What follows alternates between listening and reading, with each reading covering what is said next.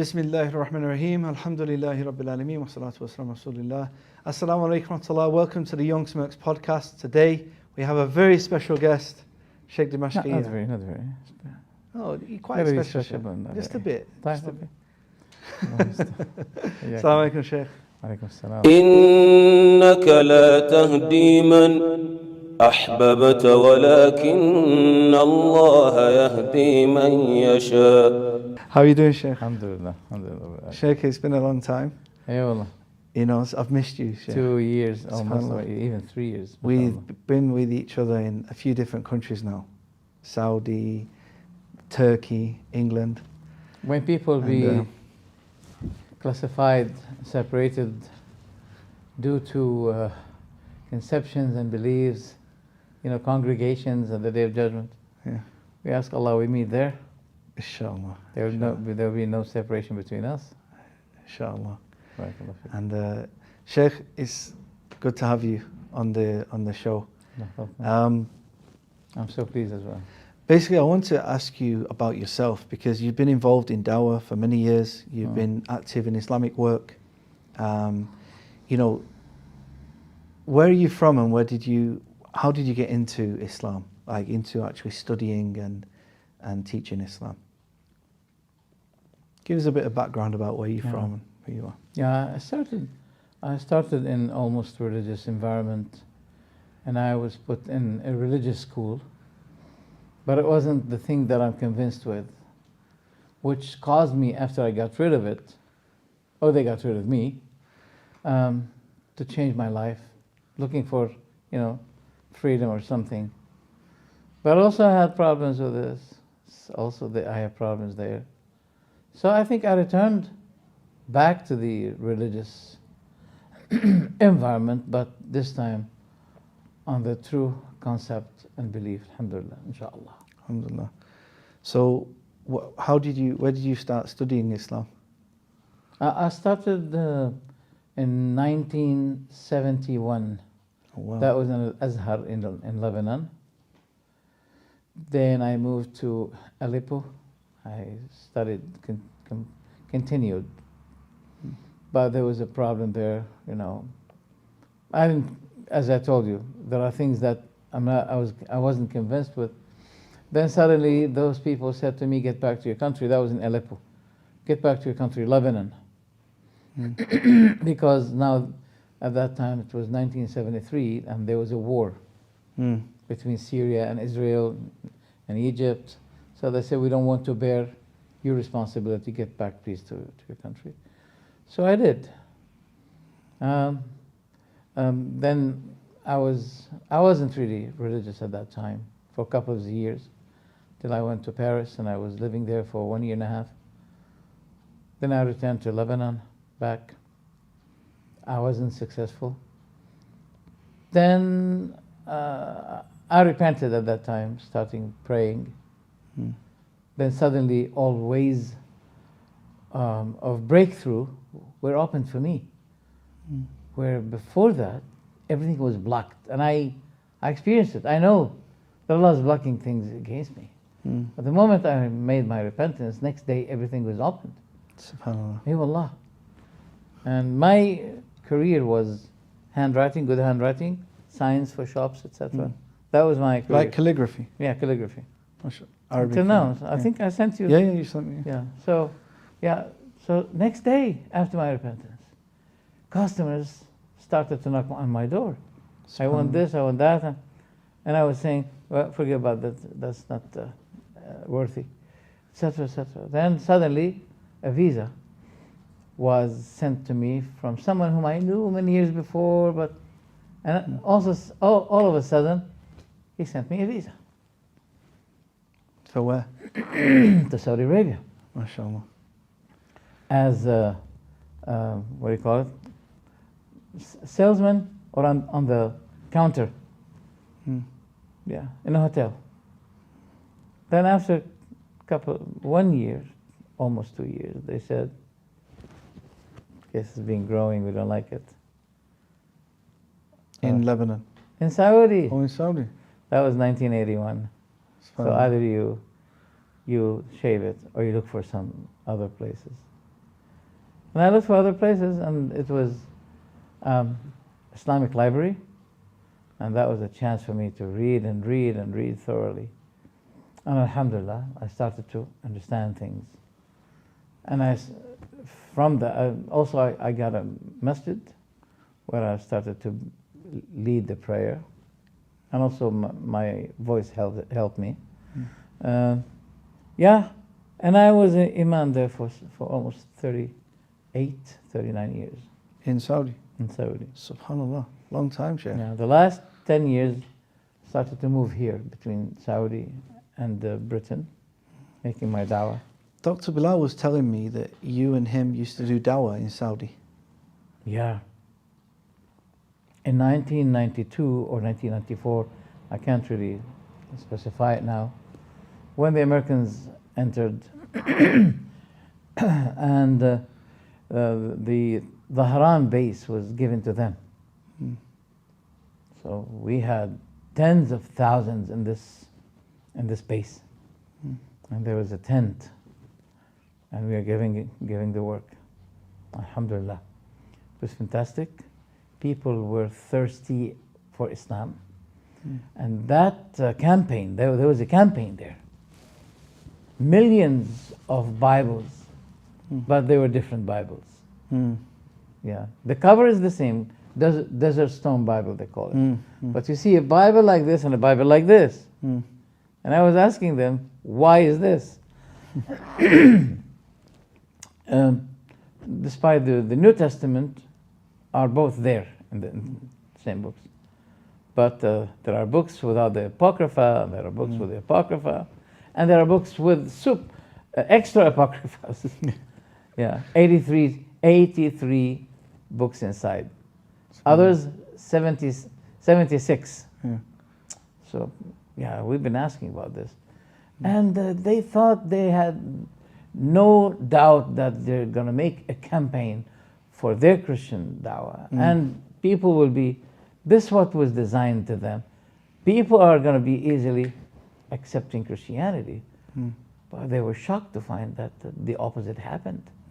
Now, when we were with them, every day, you got almost in that tent, something like 15 people becoming Muslims. SubhanAllah. And the officer there, he became a corresponder, manager, to manage what? Manage what? What do you expect? Managing the journey to from Dhahran base to Al-Hawiyya base in Ta'if for those new converts to go and perform Umrah after they became Muslims. And he became, I'm Christian. He said, I'm Christian, and I became a manager to manage the flights and the movements of those who convert to Islam, and then they have to go to Mecca. And I remember this. So you're saying there was actually that many of the army, the American army, were accepting Islam, that they had a dedicated... Rapidly. SubhanAllah. Rapidly. A dedicated man to look after them. And Yes. SubhanAllah. You know, one chaplain who was responsible for 700 soldiers, Yeah. that chaplain hid his Islam. And he said to us, I authorize you, those 700 I have under my authority, take care of them, advise them, but don't let me be involved. Call them for Islam. I can't do it apparently like this, but I'm telling you, give them da'wah for Islam. SubhanAllah.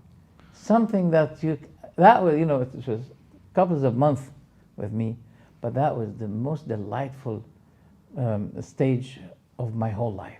So beautiful, and it showed that those people wanted Islam, period. Yeah. But something happened at that time. There's a man called Sayegh, I forgot his first name. He, in a way or another, he, what do you call it? He committed a crime. He put bombs in one building, among the buildings of this base. It caused the killing of 17 soldiers. Wow. After that, they put a barrier. We cannot approach them anymore. Before we used to no be more dawah to the... sleeping with them, sleeping in the same buildings. We can see the soldiers living in different buildings, and we were with them. And that small tent was pictured. And a report about it was published in the United States. And they said, this small tent with a camel. And because that was the decoy. Yeah. We bring camels. Okay, they like this simplicity, Arabian simplicity, way of life, and we show More them camels. like a cultural type of... They call it. We call it cultural tent, by the way. People get in, and then they have that decoy. They enter, and they get out as Muslims, and they're so happy. And they said, "Now we know the truth." I remember there was a fanatic. I can just imagine you and Dr. Bilal as a dawah team. SubhanAllah. I mean, that would be like the dream dawah team. You and Dr. Bilal, SubhanAllah. Wallahi, there was a woman who came. She was 18 years old, and she came, and the Bible became as if it's a manuscript because of extreme using the Bible. And she came with a tackling question, and I was answering her, and she found herself teased to stay in the tent. She doesn't want to leave it. Questions after questions. Then, see, she started to defend me when I have debates with other fanatic Christians. She was sitting on my side, and she was refuting them. She doesn't know why she's doing this. SubhanAllah. And they said to her, "Are you Christian?" She said, "Yes, but I have to tell the truth, no matter what." So I said to her, "Okay, I start to know you now. You brought to me a sign that there's a change in your heart. I'm not going to leave you." And I was with her for a couple of days. She kept asking questions. At the time being, while I'm discussing with her, some people declare their conversion to Islam. And she tears when she sees them. So I said to them, "Why are you?" She said, No, I'm okay, don't worry." And then she shook hands with them. She said, "Congratulations for accepting Islam." I said, "You should be saying the opposite to them. You're not Muslim." She said, No. I'm congratulating him for what he believed it to be the truth. Yeah. I said no. I didn't say it to her. But in my heart, I was saying no. You're convinced. But I know when people start to become positively dealing with this issue. I know it has signs. There's a change in the heart. And you can read on faces. Yeah. I can read it on faces. So after that, she said, "Alhamdulillah, I am Muslim now." SubhanAllah. And before that, one day, I remember she said, "You know, guys, if I want to go out and have my own way to desire things, everything is ready outside for me. I can do it. But there's something in your tent that pushes me to stay in the tent. You are devoted people. You are devoted to faith. I can't leave you in the tent."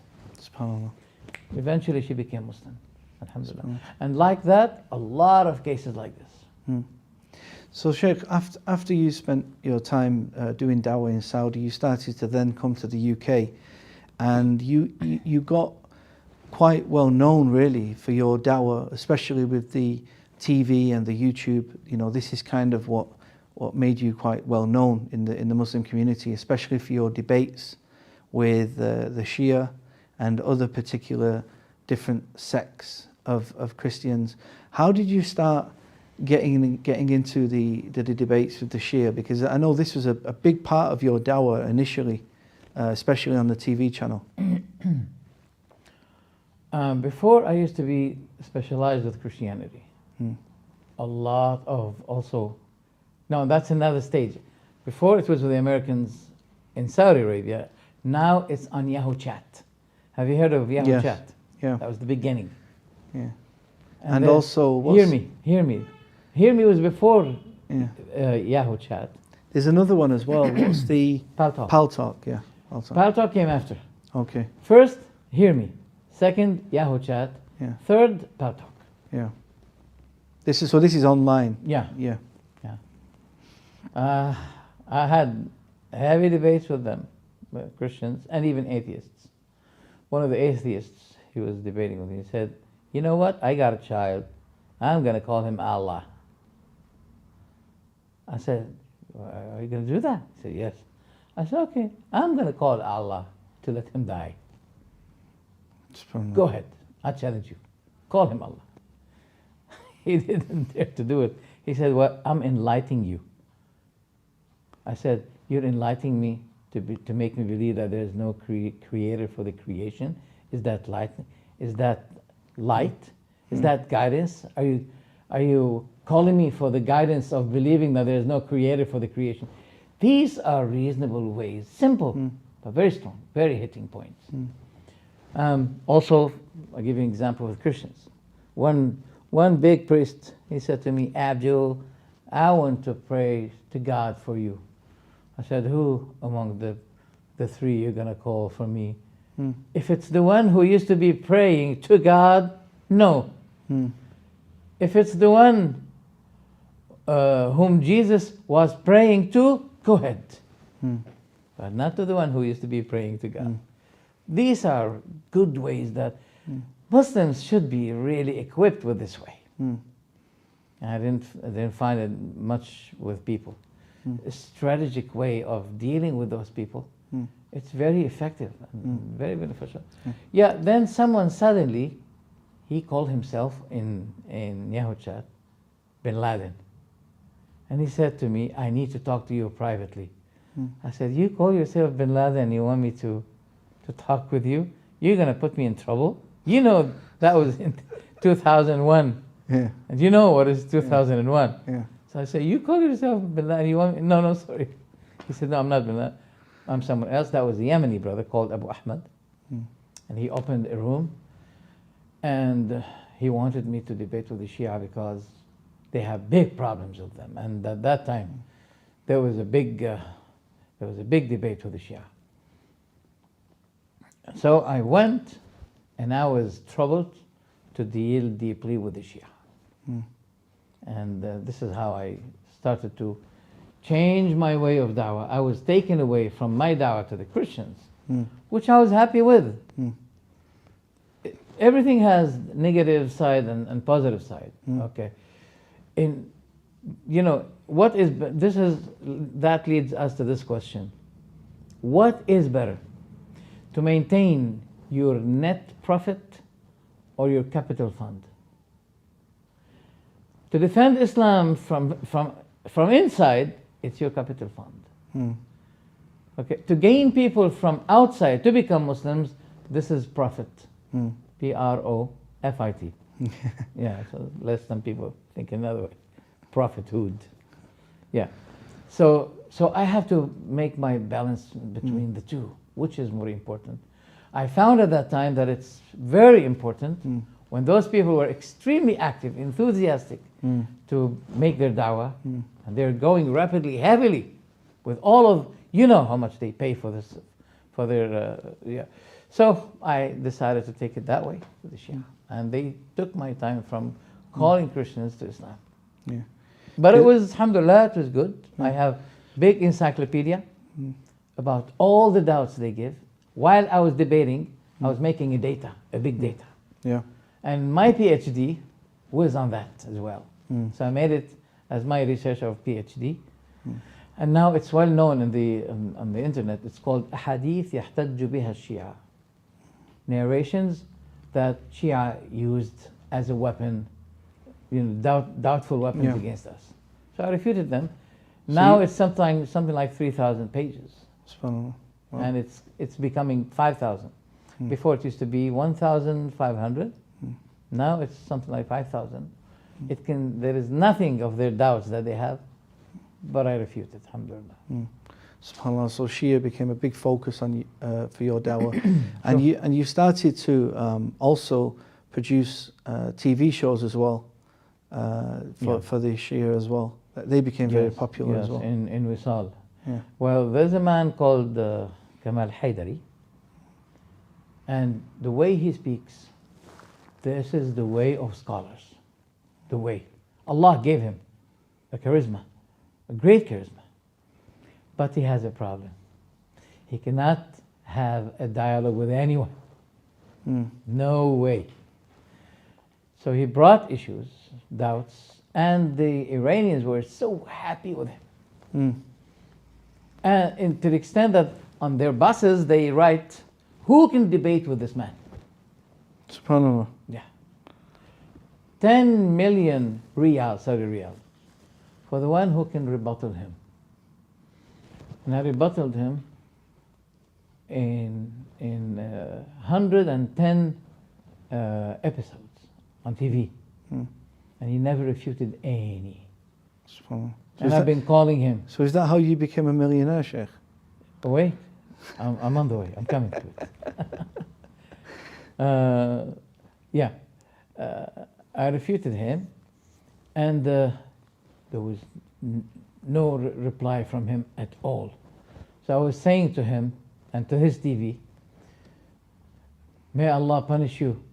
You made me lose my 10 million riyals because you promised me. But I'm going to take it at the day of judgment from you. Because, it's a joke. Yeah, but he did not dare to give any answer. And look, subhanallah, this man, now he's still Shia. But all of the doubts that they had against us, he's making it against them now. SubhanAllah. For example, he's saying that, yes, I agree that our sources of books of hadith, etc., the source of that is from the Magians, from the Jews, from the Christians. Those are our sources. And he started to tackle Shiism. And now they shut his program on TV. They don't want him anymore. They don't know how this happened. They were so proud of him. Now they are extremely embarrassed with him because Allah is using him to bring the doubts we use against the Shia. Now he's using it against them. How this happened, until now they don't know how. SubhanAllah. So we closed this file. I did not get my 10 million. Please tell people that I'm not a millionaire. And I did not get any. But alhamdulillah, my reward is due Inshallah. with Allah the Almighty. May Allah reward you for all that hard work. I've spent a lot of time with you, Sheikh, and you've been a big influence on my life. I don't know if you know that personally, but you've been a big influence on my life since I've met you, and a big inspiration, actually staying with you, in your house and things like that. And subhanAllah, it's really, been a beneficial few years being in contact with you. And Sheikh, there's a few questions we want to speak about today, because you said that there's some points that have been cropping up, some questions that you have been asked. I actually received this question a few days ago regarding I got the question. It's regarding the parents of the Prophet sallallahu alaihi wasallam and what is their position, and were they Muslim, etc. Sometimes the devil traps you, to move you from good to evil. He let you follow the good in order to let you consequently fall into evil. He doesn't do that with those who do not deal with the devil as an enemy. But he has special, there's special care in the hospital, right? The devil has special care also, intensive care, for those who take him as an enemy, to delude them through principles of goodness. Now, this case is one of them. Where are the fathers of the Prophet ﷺ? Are they in hell or they are in paradise? Now, there's a hadith in Sahih Muslim, two hadith in Sahih Muslim. First, a man came to the Prophet and said to him, where's my father? The Prophet said, he's in hell. Sometimes people ask sometimes non-beneficial questions to the Prophet, which sometimes make him angry. And at that moment he was angry. He said, ask me anything. Because you should be asking beneficial questions that will be benefiting others. And there's an ayah in the Quran, O you who have believed, do not ask about things when it was given to you apparently, it becomes bad to you. Like one person said, who's my father? He said, your father is Hudafa. He went to his mother and said, my mom? My father is Hudafa? She said, oh my God, Who told you? He said, the Prophet told me. That was in Jahiliyyah. Something happened. And the son didn't know that his real father was Hudhafa. SubhanAllah. Be careful what you ask. Yeah. And another one said, where's my father who died? The Prophet said, your father is in hell.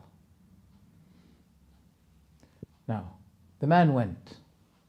The Prophet said, bring him back. Then he said to him, my father and your father are in hell. That's in Sahih Muslim. There's another narration where the Prophet ﷺ was seen crying when he reached to a certain spot as he was taking his journey. And the companions were extremely concerned about the Prophet. He's crying too much. He was at the spot of his mother's grave. And he said, I sought the permission from my God to ask forgiveness for my mother, but he did not allow me. Then I asked him to allow me to visit her grave, and he allowed me. So visit the grave. Now there are two statements in Sahih Muslim. First, it reminds you the hereafter. In another narration, it reminds you death. Now the question, why visiting the graves are not allowed? Because he said, before I used to prohibit visiting the graves on you. Now you visit the graves, for they remind the hereafter. So he's showing why we visit the graves. But why visiting graves was not allowed? Because it used to be consisting many false conceptions, pagan conceptions, like speaking to the dead, asking help from the dead, etc. And the whole paganism and shirk was based on that, if you read the Quran. So in the early part of Islam, it was forbidden to visit a grave. Yes. And then because of all these... It was abrogated Yeah. after the conceptions of the Muslims were corrected, and they know that it's forbidden to seek, to communicate with the dead and ask help from him, etc., etc. Now, so the Prophet was not allowed to seek forgiveness for his mother. Why? There's an ayah in the Quran, Surat Al-Tawbah, مَا كَانَ لِلنَّبِيِّ وَالَّذِينَ آمَنُوا. It was never been allowed and fit for the messenger, for the Prophet and his companions, that they seek forgiveness, and يَسْتَغْفِرُوا لِلْمُشْرِكِينَ, that they seek forgiveness for the mushrikeen, وَلَوْ كَانُوا أُولِي قُرْبَى, even if they are relatives, close relatives, after it had been apparently shown to them that they are the people of hell. So this is one of the reasons the Prophet said that he did not allow me to seek forgiveness. Now, so these are two evidences. People are not happy with this, and they say, this is impoliteness to the Prophet ﷺ to say that his parents are in hell. And so we have to show adab with the Prophet ﷺ by saying that his parents are in paradise. But this is a lack of adab, because now you are in two positions. Either you say, we believe what the Prophet said, or you say, no, I don't believe. But this is the trap of the devil. He covered it with what? Because we love the Prophet, because the Prophet is a great human being. And it cannot be that he was born through a non-Muslim father, a non-Muslim mother. So this is like a doubt that Shaitan has brought throughout the time. Yeah.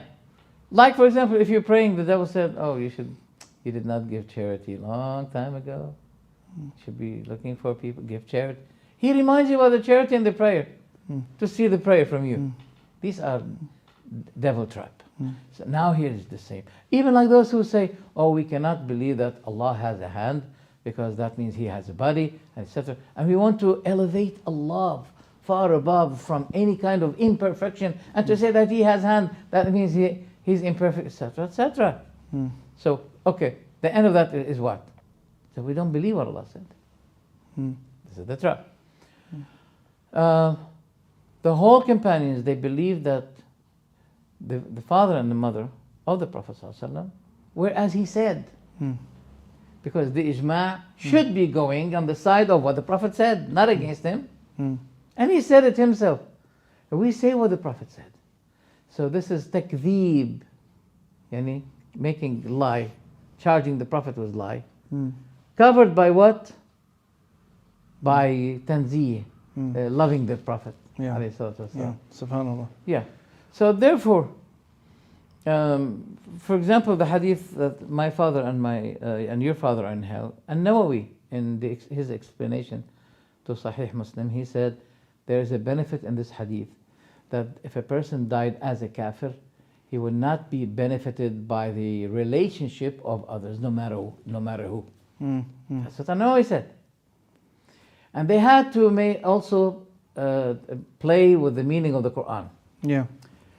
Because we say to them, all right, what about the father of Abraham? He was kafir, he was pagan. They say, no, that was his uncle. What? Uncle? They said, yes. Because you can call your uncle father. So I say, as a matter of respect. He says, yes. Okay. So when Allah said, وَإِذْ قَالَ إِبْرَاهِيمُ لِأَبِيهِ آزَرَ, so Allah was giving respect to that pagan Azar, calling him father of Ibrahim. Why Allah has to show that respect to a pagan? Yeah. That's So is it Ibrahim's father? that is yes. Because this is very common. You hear people say that it doesn't mean father, it means uncle. And they even say that there's hadith to say that. I mean, what would you say about this? Let's begin with a Shafi'i. Because I've heard that you hear it's common for people to say that there's a hadith regarding that no prophet would be born. Will we? There would be no prophet born from pagan parents. That's something you hear quite a lot. Okay. Can a son be a pagan from a prophet? Yes. What is the evidence? No. Prophet no. Yes. So, well, if that is possible, it's possible for the other way also, around. Yes. That the father of the prophet, because we're talking about descendants. Yes. So I can't say that the lower descendants is allowed to have kafir, but the upper one is not allowed. That's not logic, number one. Number two, yes, we say it's possible, there's a possibility that we call the uncle father. Wait. But there's an ayah in the Quran says, وَإِذْ قَالَ إِبْرَاهِيمُ لِأَبِيهِ وَقَوْمِهِ. Ibrahim said to his father and to his people. So where his uncle fits now? Where do we put the uncle? If the Quran say that Ibrahim said to his father and to his people, can we put the real father into his people and bring out his uncle to let it be the father? No, can't be. So we say this is a possibility. Yeah. Then that possibility cannot overcome the clear-cut words of the Prophet that my father is in hell. Yeah. With the Prophet sallallahu It can't be. Okay? And besides, the Prophet never called his uncle my father, Abu Talib. If there's someone who deserves respect, it should be Abu Talib. Because Azar was saying to his son, I'm going to stone you if you don't stop. But Abu Talib was defending his nephew, ﷺ, to the utmost. So if there's someone, a pagan person that deserves respect, who deserves it more, Azar or the uncle of the Prophet? Abu Talib, yeah. Abu Talib. Yet, I mean, even some people have even said that Abu Talib, you hear this is a common misconception. People say Abu Talib also took Shahada before he died, or he will go to the paradise. they said the same thing about the parents of the Prophet ﷺ. There are fabricated hadith that Allah granted them life and they gave Shahada and then they died. So I said to them, that's illogic, that's unjust. You are accusing Allah of being unjust to all the people who will be saying at the same time, shouldn't, oh God, give life to our parents just like the way you did to the parents of the Prophet, and give them life and let them repent, give them chance as you gave to the parents of the Prophet. See, every evil, there's something to return attacking it. Yeah. How do you say that in English? In another way? Yani there is bad consequence for this, evil consequence. Yeah. You want to prove that the Prophet's parents are Muslims, but you are, in a matter of fact, accusing Allah of being unjust. So yeah, this is important, Sheikh. Yeah. Look, the Prophet's speech is perfect. Now, didn't the Prophet say that my father and your father is in hell? If we say that his father is not, then the father of that questioner is not in hell as well. Yeah. As the Prophet said, my and your. So if you want to take, Because it's a specific. Yeah. attached. Yeah. They're attached with Similarity. letter waw. Waw al-atifa. It combines the two in one case. Yeah. My and your. Like for like. Yeah. Okay? Yeah. Like for like. So that means if we say no, the Prophet's father is not, Yeah. then consequently we have to say the father of the questioner is not. I mean, the important point we're making is sometimes shaitan deceives people with what appears to be good, because and this is one of the traps of shaitan. You know, Ibn al-Qayyim with this when he mentions the 6 traps of shaitan, where he doesn't just start with shirk, or he doesn't just start with the small things. He starts with shirk. Yeah. And if he can't get you with shirk, it's innovations, and then major sins, minor sins, useless deeds, lesser deeds. Shaitan is very clever, and ultimately he's trying to deceive you. Yeah. But he has good experience. Yeah. You know why I say he's stupid? Because he doesn't have updated ideas. It's the same. They're similar, and they lead to failure. Yeah. That's what I'm saying. I have the same tricks over and over. Yeah. Exactly. Okay. There's an important point here. Al-Shafi'i, in his book he has a book called It's about 7 volumes. In volume 5, page 161, he said, as the son of Nuh was kafir and he's his son, likewise is the matter of Ibrahim's father. He is his father and he's kafir. So it's obvious that he's talking about the real father. Okay? And Tafsir al-Bahr al-Muhit for Abu Hayyan al-Nahwi, this man is Ash'ari as well, he's Mufassir. He said, this is a Shia idea that was hacked, or hacking. It hacked the Sunni people, the Sunni environment, and they have a fabricated narration that Allah revived the parents of the father, and then they gave shahada, and then they died. And of course they let it be by Aisha. Yeah. You know why? To distance any doubt that this is a Shiite a trap. Yeah. Okay? Yeah. So it's a Shia narration, but they said an Aisha, narrated by Aisha.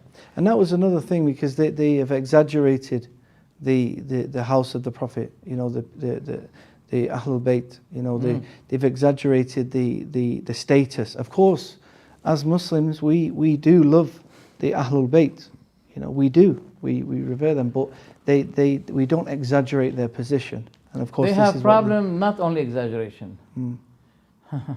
They have insulting and exaggerating, because their attitude to the family of the Prophet ﷺ, a part of them they insult, and other part they worship. They don't have only exaggeration, as many people think. No. For example, who are Ahlul Bayt?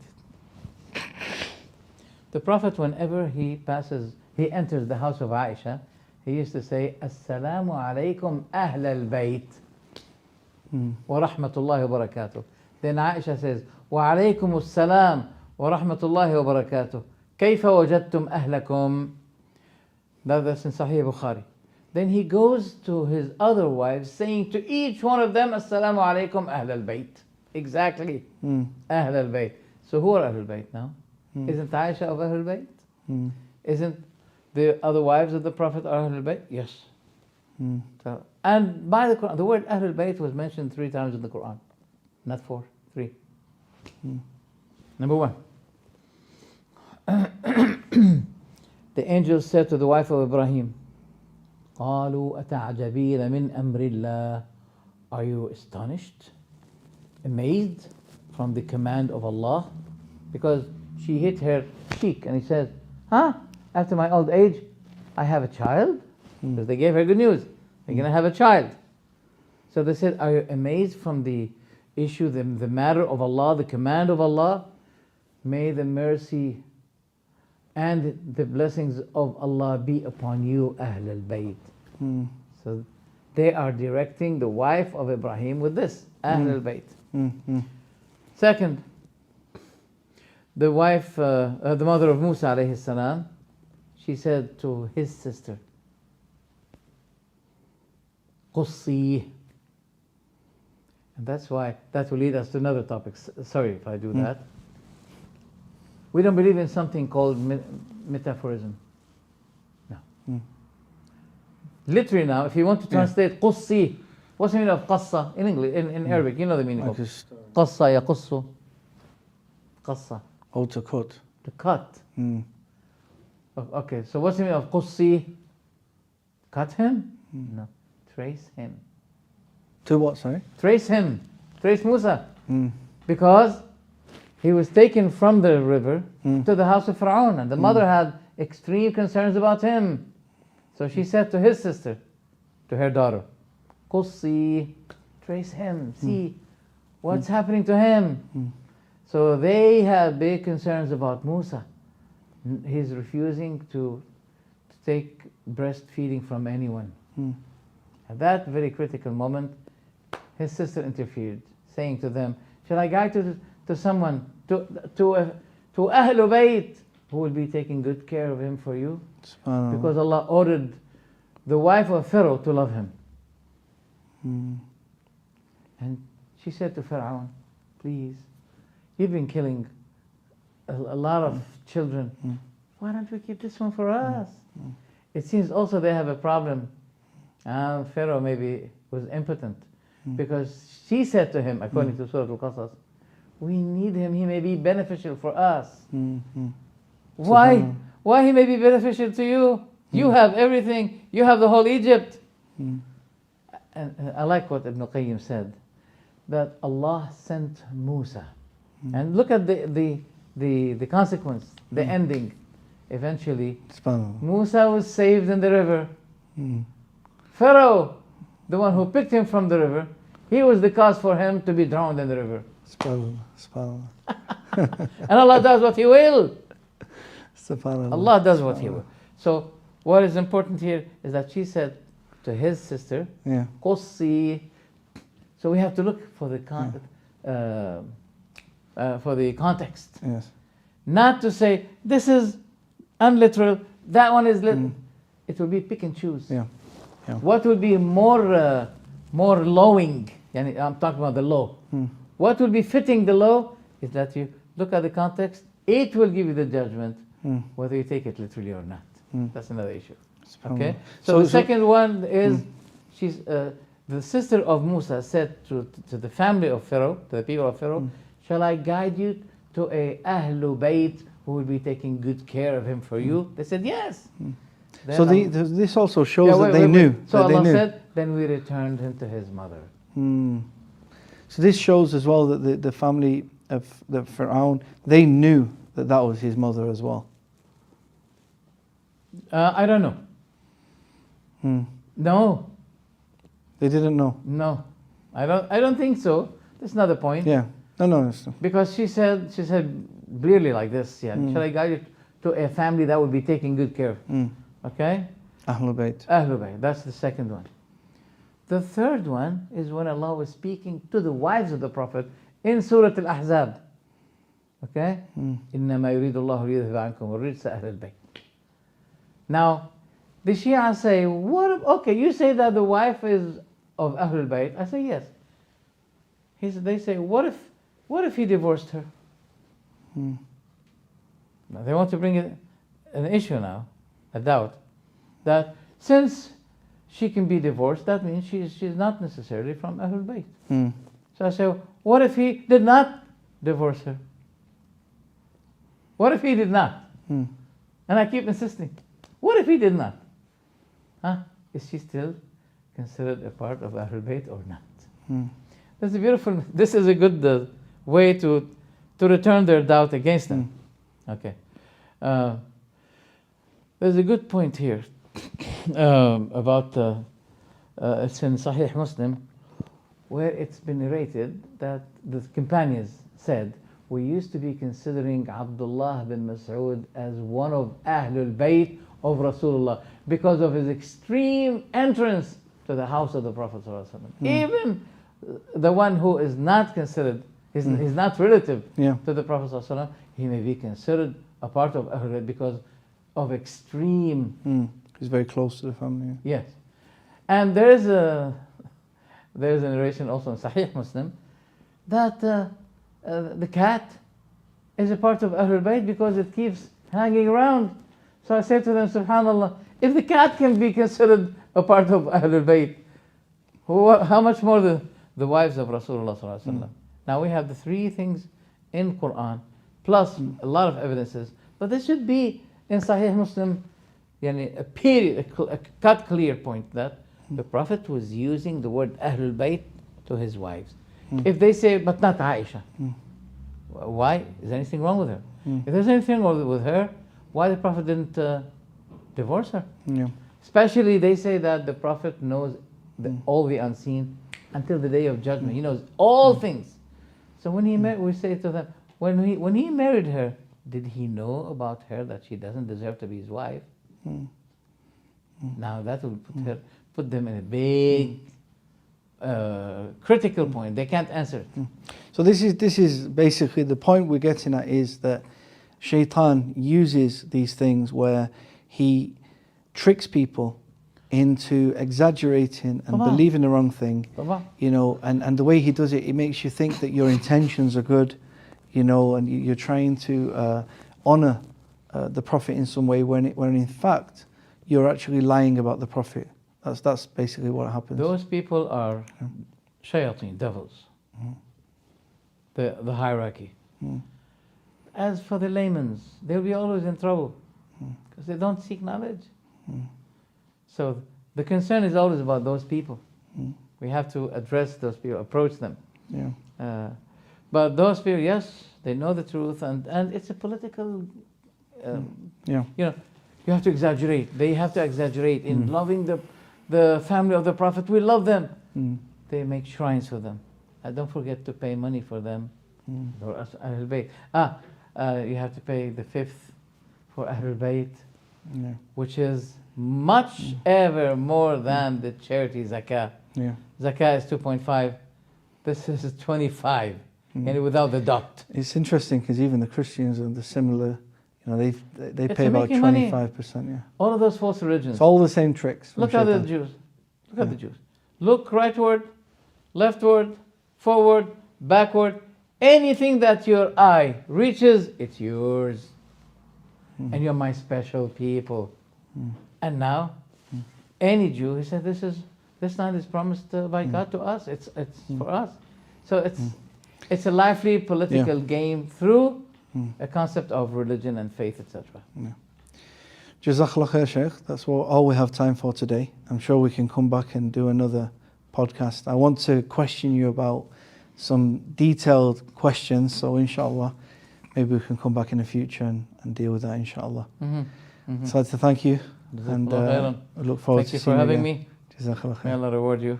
Ameen. And inshallah, next time you'll be my guest Inshallah. in our place. Sheikh, any final reminder for the viewers? A small reminder or advice that you can give to our viewers?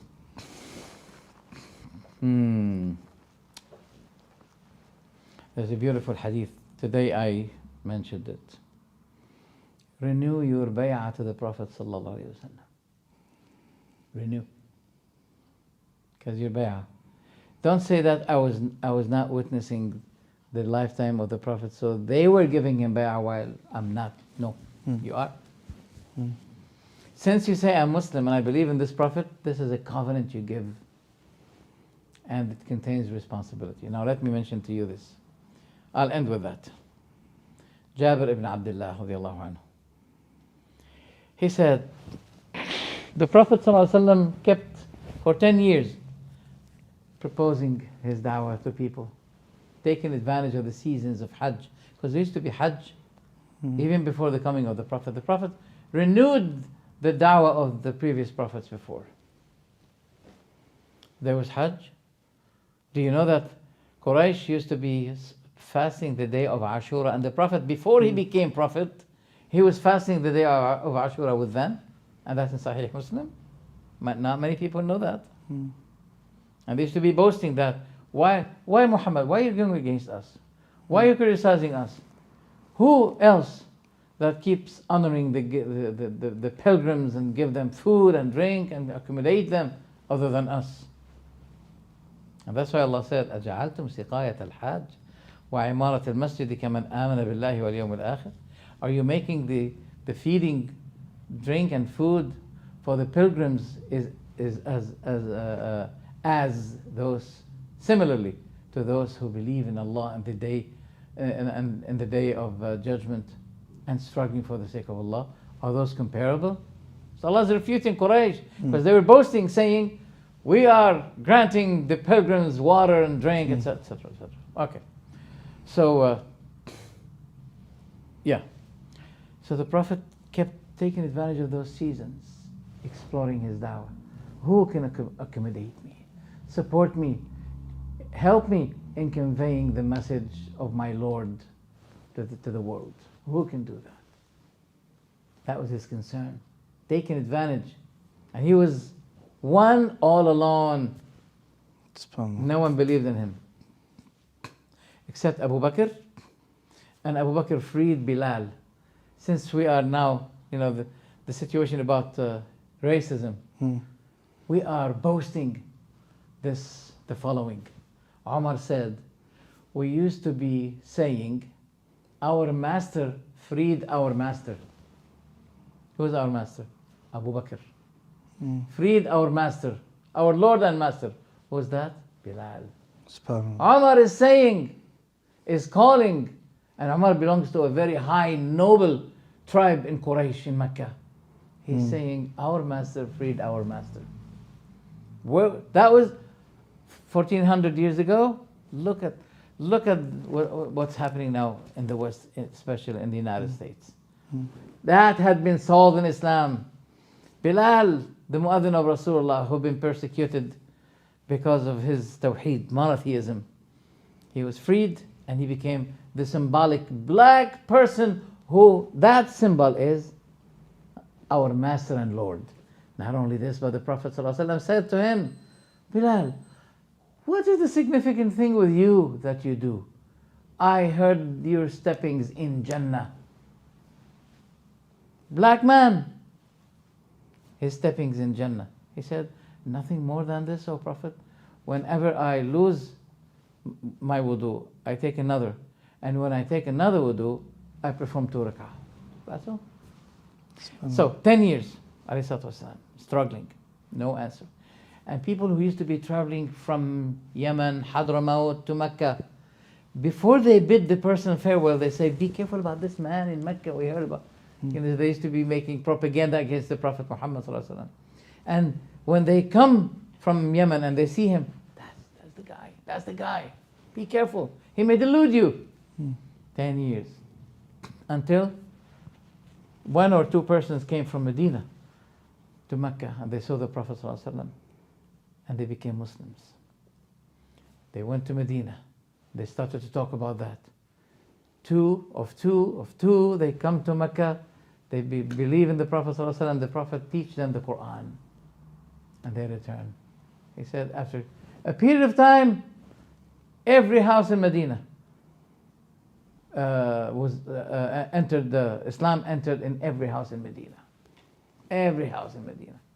Then they decided to have a meeting saying, until when we keep the Prophet Muhammad in Mecca being persecuted and having no security. He has fears about himself. Then they decided to nominate 70 among them to go to Mecca. And they met with the Prophet ﷺ. And the Prophet ﷺ, they said, we want to give you bay'ah. You know, what's the meaning of bay'ah in English? Pledge? Pledge of allegiance, yeah. Huh? Pledge of allegiance, if you Of like. allegiance, yes. Maybe. Yeah. They said, we give you bay'ah. He said, you give me bay'ah with the condition that you protect me from what you protect yourselves, your children, your women, your property. Number one. Number two, that you obey, you hear and obey. In your activity, in your inactivity, in your richness, in your poverty, you keep giving me the bay'ah for that. Number three, you enjoin what is good and forbid what is bad. Then they stood up and said, we give you bay'ah on that. And he said to them, and Jannah is yours. What is the price of that? Jannah is yours. As they started to give bay'ah to him, the youngest one among them, his name is Asad ibn Zurara, he said, wait a minute. Oh people, stop it. We know that he is a messenger. We did not put the supplements over our camels, taking all the burden of travel, but we know that he's the messenger of Allah. But that's not the point. The point is that if you are giving a bay'ah now to support him, you should know the consequence. All the Arabian tribes will be against you. You'll be provoking them in supporting him. They'll all be getting united against you to annihilate you and the whole Medina. You know what you're doing? You know what this bay'ah means? That the swords will be biting you, cutting you. You should know that. This is the most significant leaders among you in Medina. They will be dead. This is what the bay'ah means. Now they did not say, oh really? Let's think about it. They said, back off, Asad. Back off. Wallahi, we're not going to give up this bay'ah. We're not going to resign. Nor will let anyone take it away from us. That's a deal with Allah. And the price is paid us, we want that deal. And they made the deal. And they supported him. And Allah granted them victory. And Islam was spread east and west in all countries. To the extent that after couples of years of the Prophet, who collected the Sahih Bukhari? Arab from Medina? No, from Bukhara. Who collected Sahih Muslim? Muslim from Naisabur, from Iran now. Those writers of Arabic encyclopedia, Arabic language, they're all non-Arabs. A big change within the 20 simple years of the Prophet ﷺ made a big change in the whole world, and the trustworthiness and the honesty and the truthfulness and the sincerity and the bravery of those whom we really call them as men. In my last video, that was titled as Heroes Whom History Won't Repeat. Those are the men. Allah promised, but He linked it with condition. They applied the condition and they achieved Allah's promise. Sheikh, let's just recap them points you mentioned. The points of the allegiance. Can we just recap them just so the viewers can? Yes. Hear and obey. In all of your circumstances and attitudes, whether you are able, you're not able, whether you're poor, you're rich, give efforts. Support me from what you support yourselves, and that's what we should be doing nowadays. Defending the Prophet's the Prophet's way, the Prophet's Sunnah, Allah's religion. Okay, we support it even if it cost us our souls, our children, our property, everything. Okay, you enjoin the good, and you forbid the evil. And I forgot. It's good you asked me the question. And that you speak the truth, fearing no one, because of that word of truth, fearing no blamer to blame you. SubhanAllah. Feeling no one to blame you. Speak the word of truth. And he said, Jannah is yours. But simple word, and Jannah is yours. SubhanAllah. So do we do that nowadays? I think we need to give bay'ah to the Prophet nowadays. And to renew our bay'ah to him, saying, we're going to not to let spare any effort, but to give it for this da'wah. The problem is that we're not doing the job. We are mixed with the other environments. We are being affected now. Before we used to be effective. Every army in the history, they become Muslims after they invade the Muslim countries. Among them is the Tatarians, many. But now there's a lack of this. It's because the Muslims are not really doing the job, and they're not really thinking about that they are supposed to be making that bay'ah to Allah subhanahu wa ta'ala. Supporting. So this is my advice. And that we fear Allah the utmost. This is the utmost thing. In one chapter there is 3 promises for those who fear Allah and the unseen. First, وَمَن يَتَّقِ اللَّهَ يَجْعَلْ لَهُ مَخْرَجًا.